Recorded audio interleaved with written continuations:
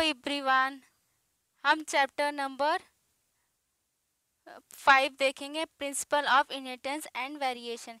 ये यूनिट 7 में क्या है, जिसमें जेनेटिक्स एंड इवोल्यूशंस दोनों इवॉल्व है। तो चैप्टर 5 हम देखेंगे। तो ये सब इंट्रोडक्टरी पार्ट है, ये सब कोई इम्पोर्टेंस नहीं। हाँ, यहाँ पे एक क्वेश्चन पूछने की प्रोबेबिलिटी बनती है कि James Watson and Francis Crick ने इन्होंने पहली बार डीएनए डबल हेलिक्स स्ट्रक्चर या मॉडल को प्रपोज किया था। आगे हम देखते हैं। इस चैप्टर में हम देखेंगे 5th चैप्टर, इसमें हम देखेंगे मेंडल्स के लॉ, 1 जीन 2 जीन्स और sex determination, mutation and genetic disorders देखेंगे। ये सारे टॉपिक्स हम देखेंगे।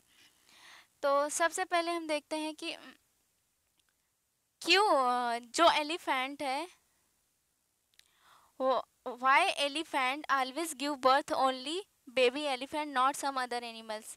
क्यों एलिफेंट सिर्फ एलिफेंट बेबी ही पैदा करते हैं, नहीं वो लायन टाइगर अदर एनिमल को प्रोड्यूस नहीं करते? क्यों?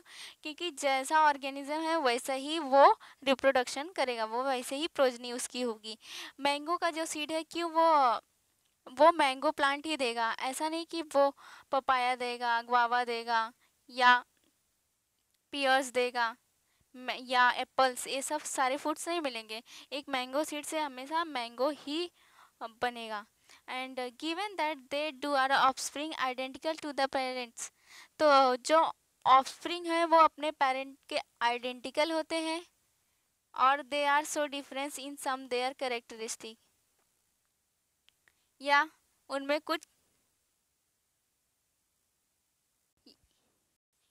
कुछ डिफरेंस देखने को मिलेगा।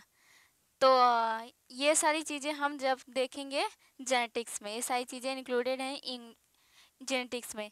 तो जो सिबलिंग्स हैं वो अपने पेरेंट की अपेक्षा वो आपस में काफ़ी ज़्यादा सिमिलर दिखाई देते हैं, ठीक है, कभी कभी बहुत ज़्यादा डिफरेंस दिखाई देते हैं। ऐसा क्यों होता है? ड्यू टू वो पेरेंट से कैरेक्टर जो आती है प्रोजनी में, उसे क्या बोलते हैं? इनहेरिटेंस बोलते हैं, जिसकी वजह से वो आइडेंटिकल होते हैं अपने पेरेंट के। लेकिन फिर भी कुछ कैरेक्टर्स जो होते हैं उनमें डिफरेंस, मतलब उनमें वेरिएशंस भी आते हैं, क्योंकि सेक्सुअली रिप्रोडक्शन करें, इसलिए वेरिएशन भी देखने को मिलेगा। वो फुल्ली अपने पेरेंट्स के आइडेंटिकल नहीं होगा, उनमें वेरिएशंस भी देखने को मिलेंगी। तो इसीलिए वो उनमें जो लुक है वो अपने पेरेंट्स से थोड़ा डिफरेंट होगा, ठीक है। These are the several related question are deal with scientifically in branch of biology known as a genetics. तो जेनेटिक्स के थ्रू ये जितने भी क्वेश्चंस हैं, क्यों मैंगो सीड से मैंगो ही प्लांट प्रोड्यूस हो रहा है, एलिफेंट सिर्फ एलिफेंट बेबी प्रोड्यूस कर रही है, सिबलिंग क्यों आइडेंटिकल है, क्या वो पेरेंट्स के एकदम आइडेंटिकल होते हैं, चाइल्ड प्रोजनी या चाइल्ड, तो ऐसा क्यों है? तो ये सारी चीज़ों का एग्जाम्पल मिलेगा हमें जेनेटिक्स में, और भी साइंटिफिकली ढंग से। Subjects deal with inheritance as well as variation of character from parent to progeny. तो इसमें क्या देखें, इसमें ये बताता है कि जो इनहेरिटेंस होता है, इनहेरिटेंस में and as well as variation of character from parents to offspring. तो इनहेरिटेंस में क्या होता है? एक ऐसा प्रोसेस है जिसमें कैरेक्टर पास होता है पेरेंट से प्रोजनी में, और वेरिएशंस भी देखने को मिलती हैं प्रोजनी में। It is the basis of heredity, heredity का ये बेसिस पार्ट है। क्या बेसिस है? पेरेंट से प्रोजनी में जो कैरेक्टर पास हो रहा है। Variation is the degree by which progeny differ from their parents. तो वेरिएशन में क्या होता है? पेरेंट्स से जो प्रोजनी है उसमें डिफरेंस देखने को मिलता है। Human knew from early as 18,000 to 1000 BC that one of the cause of variation was hidden in sexual reproduction. तो जो ह्यूमन था वो 8000 से 1000 BC के पहले ही वो जानता था वेरिएशन किस वजह से होती है, क्योंकि जो एनिमल्स हैं या ह्यूमन है वो रिप्रोडक्शन करते हैं थ्रू दी सेक्सुअल रिप्रोडक्शन में वेरिएशन देखने को मिलता है। ये हमने चैप्टर पहले में देख चुके हैं। और दूसरे में they are exploited the variation that were naturally present in the wild population of the plant and animal to selectively breed and select for organisms that are possess desirable characters. तो इसमें क्या हुआ, जो वेरिएशंस हमें naturally देखने को मिल रहे हैं, अगर सेक्सुअल रिप्रोडक्शन है तो हमें वेरिएशन देखने को मिलेगा, वो नेचुरली वाइल्ड पॉपुलेशन में देखने को मिलता है। लेकिन हम क्या कर रहे हैं, हम इसको आर्टिफिशियली इम्प्रूव कर रहे हैं।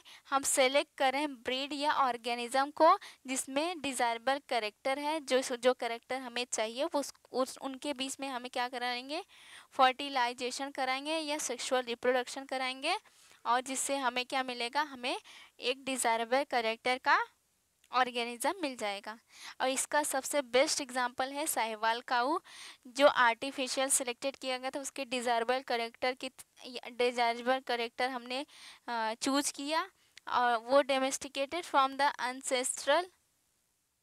अनसेस्ट्रल wild cow we have well known Indian breed.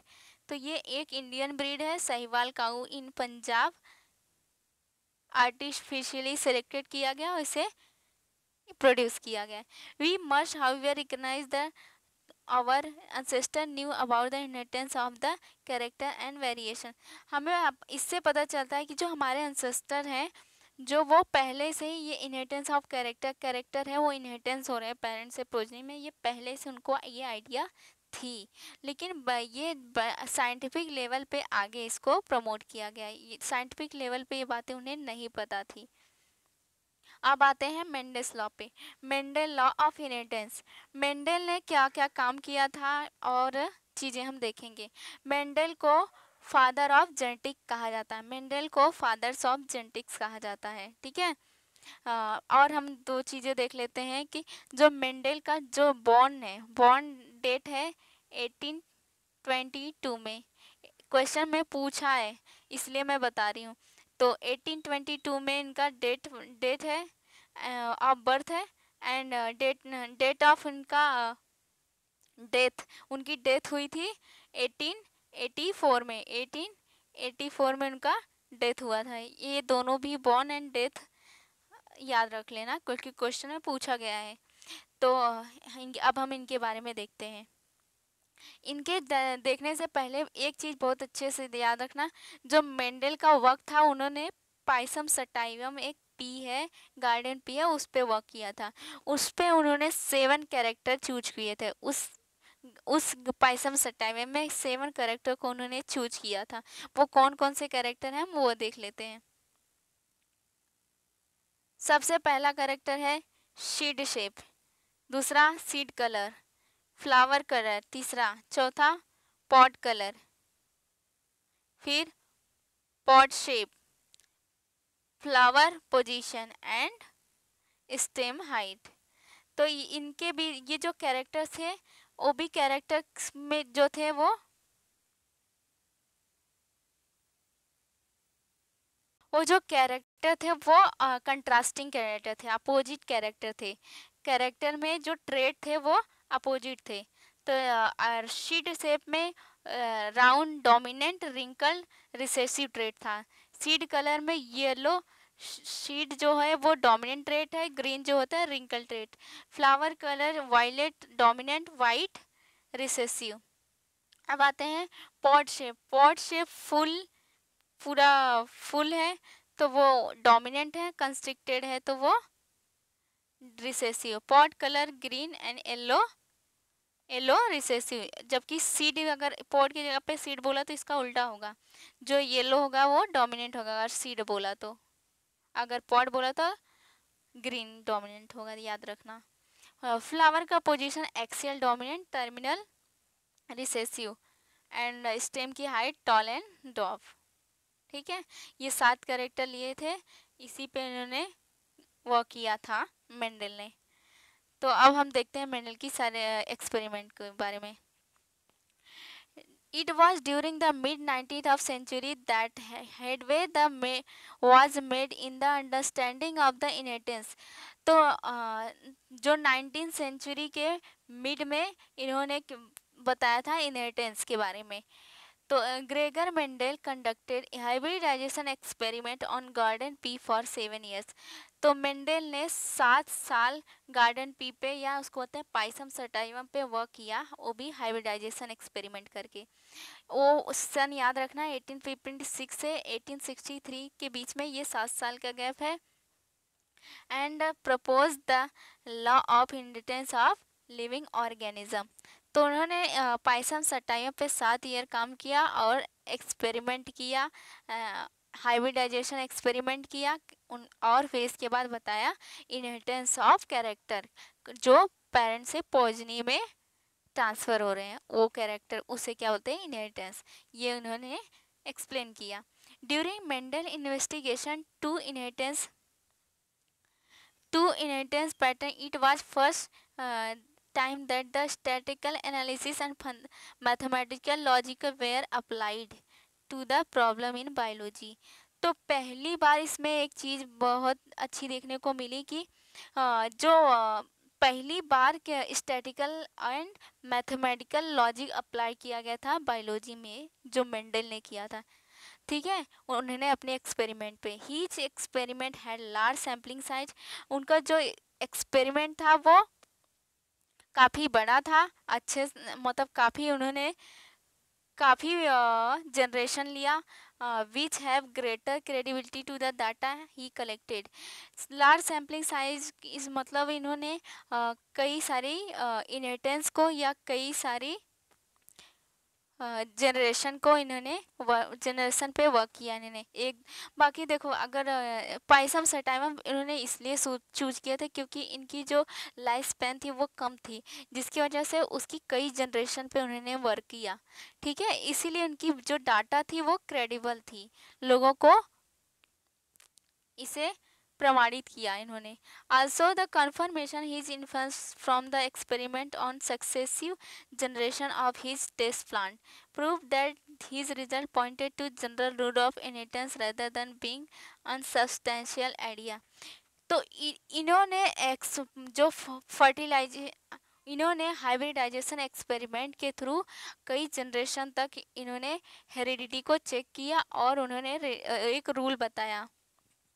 तो उनका जो एक्सपेरिमेंट था एक डायरेक्शन में था, मतलब उसको प्रेडिक्ट कर दिया उन्होंने और उसको एक रूल बनाया जिसका नाम था इनहेरिटेंस ऑफ कैरेक्टर। तो ये इन्होंने जो बोला, ये इनहेरिटेंस कैरेक्टर को ये इन्होंने पूरी तरह प्रमाणित किया, इन्होंने पूरी तरह इसको क्रेडिबल डाटा दिया। ठीक है, जो क्रेडिबल थी। ये उन्होंने एक ऐसा हाइपोथेटिकल चीज़ें नहीं बताई, उन्होंने पूरा एक्सपेरिमेंट करके चीज़ों को बताया है, तो लोगों को ये काफ़ी। Mendel investigated character in garden pea plant that were manifested to opposite traits.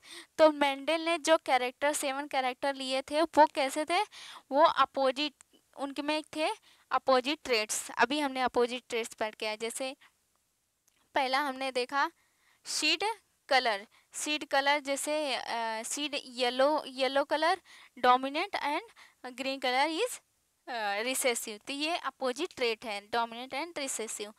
जैसे स्टेम के लिए tall and dwarf, tall dominant और ड्वार्फ रिसेसिव। ये स्टेम की हाइट बता रहे हैं, एक कैरेक्टर एंड इसके 2 traits, opposite traits. Yellow green seed, this is allow him to set up the basic framework of rule governing the. तो ये इन्होंने एक बेसिक स्ट्रक्चर बताया इनहेरिटेंस को समझने के लिए। which was the expanded on the which are expanded on by later scientists to account for all diverse natural observation and complexity inherent in them, जिसको बाद में दूसरे साइंटिस्ट द्वारा इसे एक्सपांड किया गया और इसकी कॉम्प्लेक्सिटी को समझा गया। Mendel conducted search artificial pollination cross pollination experiment using several true breeding pre lines. तो मेंडल ने क्या किया, आर्टिफिशियल सिलेक्शन किया। आर्टिफिशियल सिलेक्शन मतलब उन्होंने डिज़ायरेबल कैरेक्टर, ये जो कैरेक्टर है इसको सेलेक्ट किया और उनके बीच में क्रॉसिंग कराया। ठीक है, जिससे उन्हें क्या मिला, ट्रू ब्रीडिंग प्योर लाइन उन्हें देखने को मिला। A true breeding line is one that having undergo continuous self-pollination show the stable state of inheritance। तो ट्रू ब्रीडिंग क्या होता है? ट्रू ब्रीडिंग क्या होता है? इसमें ये कंटिन्यूस का क्या करते हैं, सेल्फ पोलिनेशन कराते हैं और उसमें जो कैरेक्टर देखने को मिलता है वो स्टेबल कैरेक्टर जो है वो इंटेंस होता है पेरेंट से पोजनी में। हर बार वही एक कैरेक्टर है जो स्टेबल है, जो पेरेंट से पोजनी में ट्रांसफर हो रहा है, इसे बोलते हैं true breeding line. And expression for several generation. Mendel ने 14 true breeding pea plant variety को लिया as a pair which are similar except for the one character with contrasting traits. तो मेंडल ने 14 ट्रू ब्रीडिंग प्लांट की variety ली और उनमें कैसे वो एज अ पेयर थे, ठीक है, पेयर थे, उनमें सारे कैरेक्टर सेम लिए थे, सिर्फ एक कैरेक्टर को उन्होंने डिफरेंट करके एक्सपेरिमेंट किया था, ठीक है, याद रखना। सिर्फ हर एक्सपेरिमेंट में सिर्फ उन्होंने एक कैरेक्टर को डिफरेंट लिया था, कंट्रास्टिंग ट्रेट लिया था, बाकी सारे कैरेक्टर जो उनके थे वो सिमिलर थे, ये याद रखना। Some of the contrasting trait is selected where smooth और रिंकल शीड। तो अभी हम से कंट्रास्टिंग कैरेक्टर उनका देख के आए, जो उनमें ट्रेट कंट्रास्टिंग थे, हमने देखा ये रिंकल शीट थे या स्मूथ, येलो या ग्रीन शीट, या इन्फ्लेटेड या कंस्ट्रिक्टेड थे, या ग्रीन या येलो पॉट थे, ये सारे कैरेक्टर हमने देखा टाल एंड ड्वार्फ, ठीक है, ये 7 कैरेक्टर थे। तो उन्होंने 14 true breeding pea plant variety ली थी और जिसमें से वो सारे कैरेक्टर सिमिलर थे एक्सेप्ट वन कैरेक्टर को छोड़ के सारे कैरेक्टर उनमें सिमिलर थे, याद रखना, ठीक है। हमें एक चीज़ पता होना चाहिए कि जो पाइसम सवाइटाइगम का क्रोमोसोम्स है वो है 14, ठीक है, ये याद रखना। तो इसमें सारे कैरेक्टर सेम लिए थे, सिर्फ एक कैरेक्टर में, वो भी कैरेक्टर के ट्रेट में डिफरेंस देखने को मिल रहा था। उनके बीच में उन्होंने हाइब्रिडाइजेशन कराया था, आर्टिफिशियली क्रॉस पोलिनेशन या क्रॉस हाइब्रिडाइजेशन कराया था, और हमें रूल्स बताए थे इनहेरिटेंस के। तो पहला कैरेक्टर था स्टेम की हाइट, ये देख लिया हमने। दूसरा flowers colour, flower position, pot shape, pot colour, sheet shape, sheet colour, ठीक है, ये टैलेंट ड्वार्फ थे। फ्लावर का जो कलर है वायलेट या white, flower position axial terminal, inflated full या और कंस्ट्रिक्टेड, ग्रीन या येलो पॉट्स थे कलर, एंड राउंड या रिंकल इसके शीट के शेप थे, सिका येलो या ग्रीन, ठीक है, याद रखना। अब हम इसके इनहेरिटेंस ऑफ वन जीन, जो पेरेंट से प्रोजनी में जा रहा था, एक जीन कैसे जा रहा था हम उसको देखेंगे। Let us example of such hybridization experiment carried out by the Mendel where the cross tall and dwarf pea plant to study the inheritance of one gene।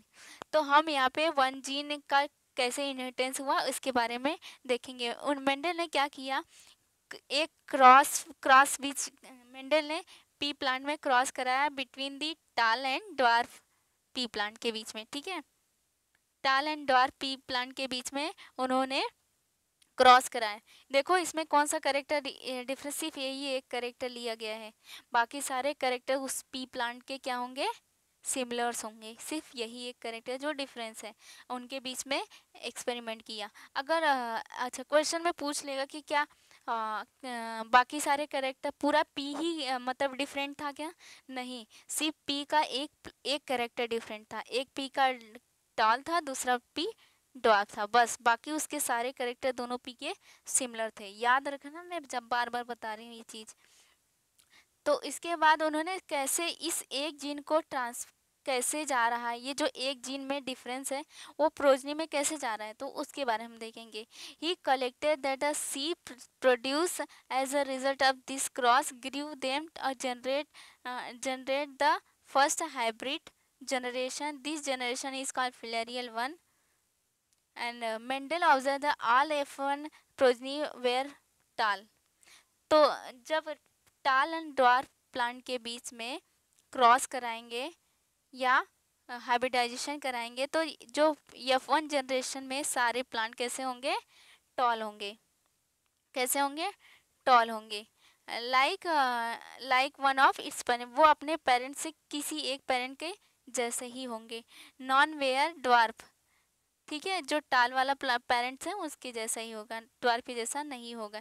He made similar observation of other pairs of tricks. ये जो ये observation देखने को मिला ये one generation में, वो अपने किसी डोमिनेंट पेरेंट्स के किसी एक से रिजेंबल करता है, बाकी दूसरे से बिल्कुल भी मैच नहीं खाता। तो वैसे सारे कैरेक्टर में, सातों कैरेक्टर जो लिए थे मेंडल ने, सातों कैरेक्टर में ये चीज़ें देखने को मिलेंगी। He found that F1 always resemble either. तो F1 में जो मिला फर्स्ट जनरेशन में, जो क्रॉस पॉलिनेशन हुआ, क्रॉस हाइब्रिडाइजेशन हुआ, तो F1 में वो अपने एक पेरेंट के जैसा ही दिखेगा, कुछ नया उसमें नहीं देखने को मिलेगा। That trait of other parent, जबकि अदर पेरेंट में वो चीज़ें नहीं देखने को मिलेगी उस प्रोजनी में जो गया है। ठीक है, किसी एक पेरेंट का ही करेक्टर हमें दिखेगा उस प्रोजनी में। Mendel then self pollinated an F1 plant and surprise found that in F2 generation some of the plant offspring were dwarf. तो जैसे मेंडल ने F1 में जो प्लांट मिला जो टाल था, जो अपने एक पेरेंट के जैसा ही था, जब उसको उसमें के बीच में सेल्फिंग कराए, उनके बीच में जब पॉलिनेशन कराए, तो हमें क्या देखने को मिला, F2 जनरेशन में जो मिला वो अपने दोनों पेरेंट के जैसे ही थे। जो उनका इनिशियल पेरेंट थे वो अपने दोनों पेरेंट के जैसे थे। मतलब कुछ ऐसे प्लांट्स होंगे जो अपने डोमिनेंट टाइप के होंगे, कुछ ऐसे प्लांट होंगे जो ड्वार्फ टाइप के होंगे। ठीक है, मतलब दोनों पेरेंट के कैरेक्टर F2 जनरेशन में देखने को मिल रहा है, जबकि F1 में सिर्फ एक पेरेंट का कैरेक्टर देखने को मिल रहा था। तो प्रोपोर्शन ऑफ प्लांट ड्वार्फ, जो प्लांट का ड्वार्फ है 1/4 और 3/4 इस प्लांट कैसे होंगे, टाल होंगे। ठीक है, tall and dwarf were identical to the parental type, did not show any blending. तो ये डिड नॉट शो ब्लेंडिंग मतलब वो उनके बीच में नहीं होंगे, मतलब वो अपने पेरेंट्स के जैसा ही होंगे। ऐसा नहीं कि टॉल है और ड्वार्फ है, उन दोनों के बीच में मिला दे तो मीडियम साइज के नहीं होंगे, या तो टॉल होंगे या तो ड्वार्फ होंगे। Not show any blending. ठीक है, तो ये वो जो अभी हमने देखा इसके बारे में मैं जस्ट थोड़ा सा आपको बता देती हूँ। मान लिया इसमें अभी जो हम पीछे पढ़ के आए, एक पेरेंट था, उसकी गैमेट टी है, दूसरे पेरेंट की जो गैमेट है लाए हम वो टी। ठीक है, और इनके बीच में क्रॉस पोलिनेशन हमने करा दिया, तो हमारा जो F1 बना वो कैसा बना, वो कैसा बना। मान ले ये कहाँ से आया होगा, ये इधर से, इसका जो पेरेंटल होगा कैरेक्टर ये होगा जीन, इसका जो होगा ये ऐसा होगा। ठीक है, तो ये गैमेट बन के ये आया और ये आया। ठीक है, फिर इनका जब क्रॉसिंग होगा तो F1 जनरेशन में कैसा बना, वो ये भी, ये टॉल है, ये ड्वार्फ है, ये कैसा हो जाएगा, ये भी टाल हो जाएगा ड्यू टू डोमिनेंस। फिर इस F1 और F1 के बीच में सेल्फिंग कराए, टी एंड टी के बीच में जब सेल्फिंग कराएंगे तो हमें क्या मिलेगा, तो इससे 4 तरह के गैमेट्स मिलेंगे। पहले हम सारे गैमेट्स बना लेंगे।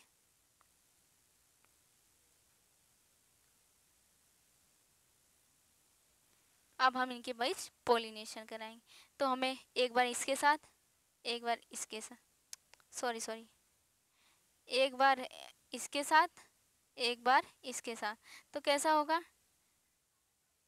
ये ऐसे है, तो इसका एक बार इसके साथ एक बार इसके साथ, तो कैसे बनेगा, T T and T T. उसी तरह इसका एक बार इसके साथ तो बनेगा टी एंड टी, और फिर इसका एक बार फिर इसके साथ करेंगे तो टी एंड टी। तो इस हिसाब से देख रहे हैं, 3 बने टॉल, 1 बना ड्वार्फ। समझ में आ रहा है। इस हिसाब से जब F1 की सेल्फिंग करेंगे F2 जनरेशन में 3 टाल 1 ड्वार्फ बनेंगे। और जो एक इसमें एक पेरेंटल ड्रॉप था, तो वो अपने दोनों भी लोग अपने पेरेंट के जैसे ही दिख रहे हैं। ठीक है, वही पूरे वो भी जो मैं हम पढ़ के आए वही इतना बताया। यहाँ पे भी अच्छे से दिया हुआ है, देखो एक टाल प्लांट था पेरेंटल, दूसरा ड्रॉप था, उनके बीच में क्रॉसिंग की या फोन में टॉल एंड, तो उससे मिला टाल, टाल मिला। और जब उन टॉल टॉल के बीच में जब सेल्फिंग किए तो हमें F2 जनरेशन में क्या मिला, तीन हमें सारे करेक्टर दिखने लगे, दोनों पेरेंट के करेक्टर दिखने लगे, ड्वार्फ भी मिला और ये टाल भी मिला। 3/4 क्या थे टाल, 1/4 होंगे ड्वार्फ, याद रखना। क्वेश्चन में पूछने की प्रोबेबिलिटी बनती है कि जो F2 जनरेशन में जो प्रोजनी होगी वो कौन से पेरेंट के जैसी होगी, तो इसमें दोनों पेरेंट के करेक्टर दिखने को मिलेंगे, ये याद रखना। F1 जनरेशन में सिर्फ एक पेरेंट को दिखने को मिलेगा, जो डोमिनेंट करेक्टर होगा वही दिखने को मिलेगा। ठीक है, आई होप कि आपको ये समझ में आया है। ऐसा ही चीज़ें मैं एक बार इस थियोरी को पढ़ लेती हूँ। Similar result were obtained with other trait studied on one of the parental trait exposed in F1 generation में सिर्फ एक पेरेंटल करेक्टर को देखने को मिलेगा, एक्सप्रेस होगा, जबकि F2 जनरेशन में हमें 3:1, 3 टॉल 1 ड्वार्फ देखने को मिलेगा। Contrasting trait did not show any blending, मतलब इनके बीच में नहीं करेक्टर होगा, वो दोनों में से किसी एक पेरेंट के जैसा ही होगा। ऐसा नहीं कि टॉल और डॉर्फ के बीच में कर दिए तो मीडियम साइज, या तो वो टॉल होगा या तो डॉर्फ होगा, ऐसा।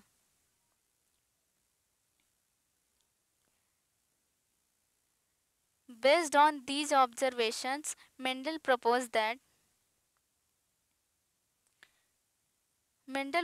that something being stably passed down unchanged from parent to progeny through the gametes over the successive generation। तो मेंडल ये पूरे एक्सपेरिमेंट से जब कर लिया तो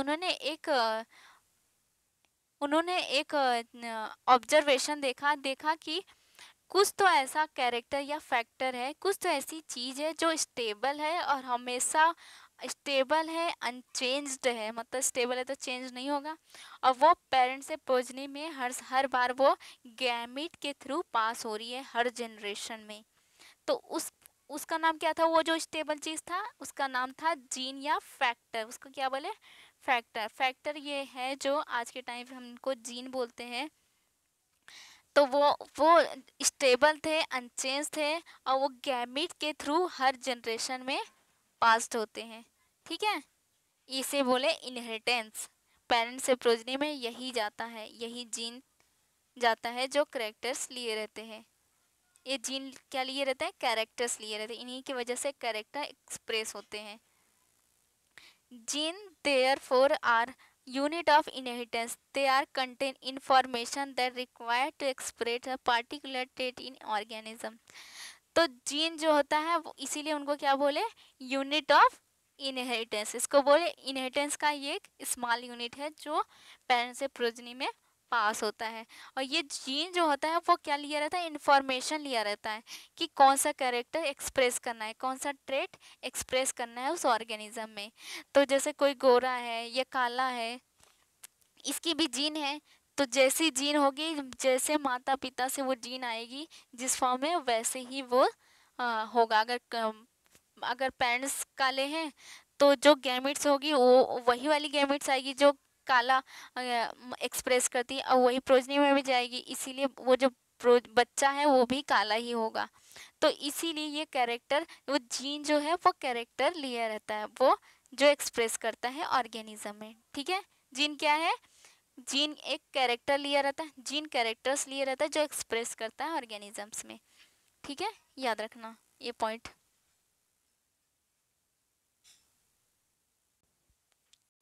तो हम आगे देखते हैं।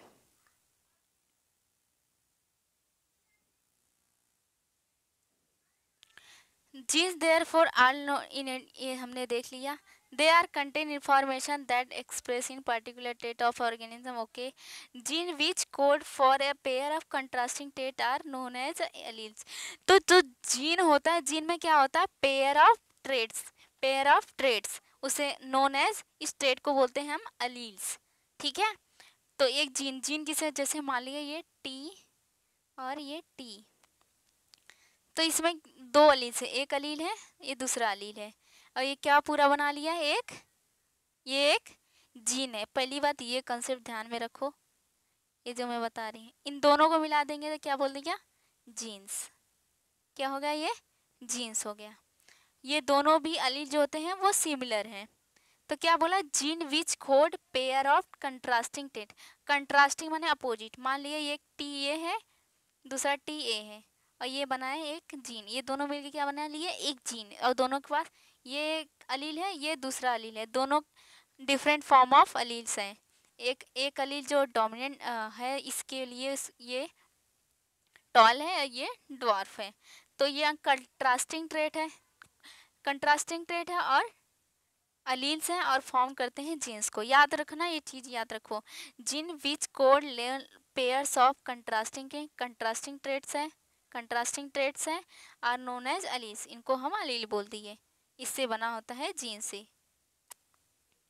दे आर साइटी different form of same gene, तो एक ही जीन में ये थोड़े थोड़े डिफरेंट होते हैं, डिफरेंट फॉर्म में होते हैं। If we use alphabetical symbol for each gene, then a capital letter used for trait expressed at the F1 stables. अगर हम अल्फ़ाबेटिकली इनको हम मान लो कोई हम सिंबल के थ्रू हम इनको बड़ा या छोटा या डोमिनेंट या रिसेसिव कैरेक्टर इनका हम मान लेते हैं, तो जो जो बड़ा कैपिटल लेटर होगा उसको हम डोमिनेंट मान लेंगे, जो स्मॉल लेटर होगा उसको हम रिसेसिव मान के पूरा पढ़ेंगे, ठीक है, याद रखना। तो F1 जनरेशन में हमने क्या देखा, ये हमें क्या देखने को मिलेगा, इस फॉर्म में देखने को ये वाला कैरेक्टर देखने को मिलेगा। तो for example in case of character height T use as a tall and ये होता है डॉप में, वही सारी चीज़ें, ठीक है।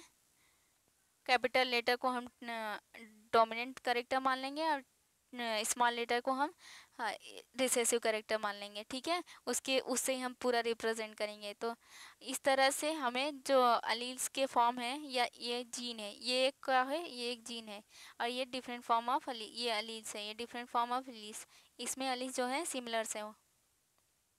Mendes also proposed that the true breeding tall dwarf pea plant variety allelic pairs of gene for height।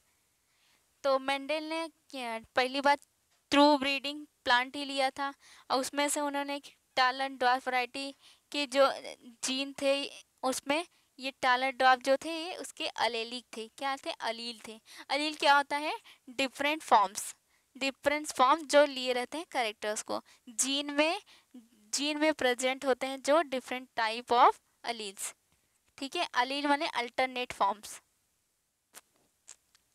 अगर होमोजाइगस है तो इस तरह से जीन्स होंगे, अगर हेटेरोजाइगस है तो कैसे होंगे, टीटी, ठीक है, ये पूरा दिया है। ये टाल है ये डॉफ है, ये क्या होगा, dominant, due to dominancy, Mendel का डोमिनेंट लॉ की वजह से इसको हम टॉल बोलेंगे।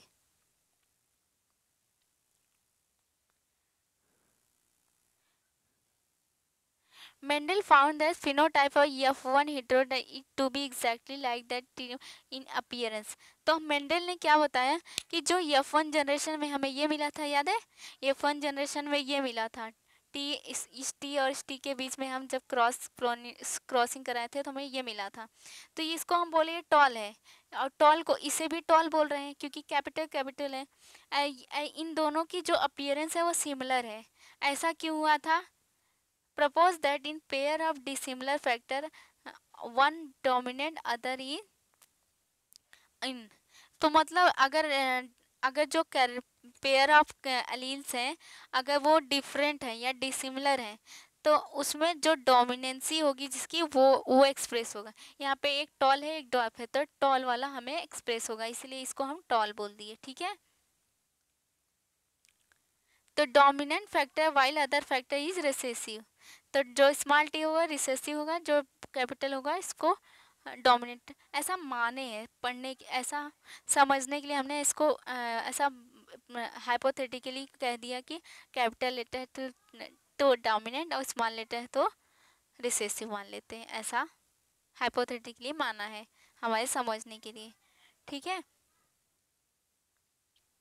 ही observe the identical behaviour all other character trait that are he studied.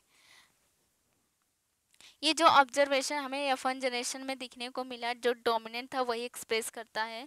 तो ये बिहेवियर सारे कैरेक्टर्स में, जो 7 कैरेक्टर लिए थे मेंडल ने, वो सारे कैरेक्टर में ये देखने को मिलेगा, सेम बिहेवियर देखने को मिलेगा।